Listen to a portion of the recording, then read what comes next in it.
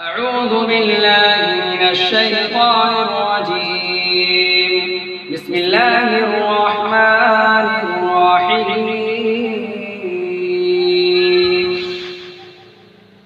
وقال الذين كفروا لا تسمعوا لهذا القرآن والغوا فيه لعلكم تغلبون.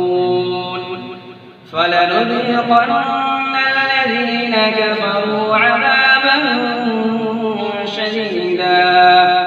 عذابا شديدا ولنجزينهم أسوأ الذي كانوا يعملون. ذلك جزاء أعداء الله النار لهم فيها دار الخلد جزاء بما كانوا بآياتنا يجحدون. وقال الذين كفروا ربنا أرنا الذين أضلانا من الجن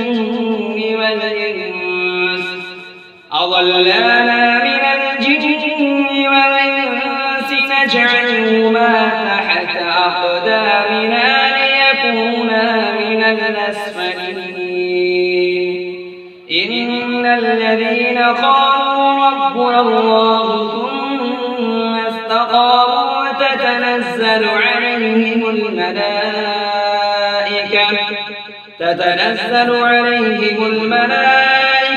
ألا تخافوا ولا تحزنوا وأبشروا بالجنة التي كنتم توعدون.